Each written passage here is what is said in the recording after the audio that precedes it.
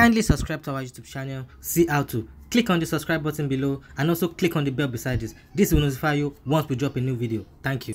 With another person. I don't say it that way. I'm a minister of God. I don't tell lies to people. I don't see Femi in you. I don't see you in Femi. Nobody takes it. Ọlọ́run ò kì í ṣoníbejì ògo. Ọlọ́run ò kì í ṣoníbejì ògo. Kò ní pín ògo ẹyọ kan fún èèyàn méjì láíláí. Ádámù òrìṣà ló máa ń talé kan fún èèyàn.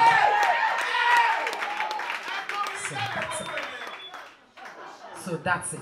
Femi Sola, don't let anybody. Femi Sola, I love you like anything. Because number one ni pé o jọ kan náà àwọn àbúrò mi, so o jọ mí. Ìyàwó ẹ̀ tún jọ mí.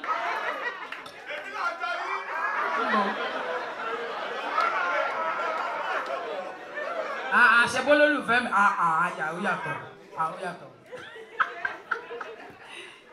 So ẹ má jẹ́ kí anybody sọ fún ara wọn wípé ń kọrin bí Yinka Ayefele. Tí má gbọ́ Yinka Ayefele, mo gbọ́ Yinka Ayefele náà. So mo dẹ̀ gbọ́ Femi Sola, wọ́n yàtọ̀ síra wọn gan. Wọ́n ṣe nǹkan kan náà.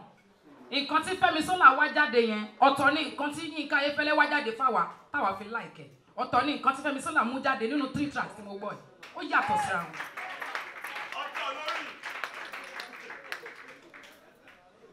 They are not same. Nǹkan tó lọ́hùn fún ẹ, nǹkan tẹ̀mí gbọ́ nínú 3 tracks tí mo gbọ́ yìí, ó yàtọ̀ sí nǹkan tí bọ̀dá Yinka ń kọ. Nǹkan tí bọ̀dá Yinka Ayefele máa fún mi, ó lè fún mi láíláí. Nǹkan tó lè máa fún mi, bọ̀dá Yinka ò lè fún mi.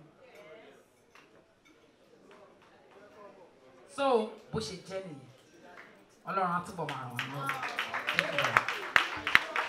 Thank you very much. Dr. Mrs. Tope Alabi. That was a very good analysis. More comment. Thank you so much for watching our videos. And importantly, you need to subscribe because we drop videos almost every day. And how to subscribe? There's exactly everything. Go TV, click on it. You see a subscribe button. Click on the subscribe button. That's so. And if you have a big show coming up, any event, you can call us.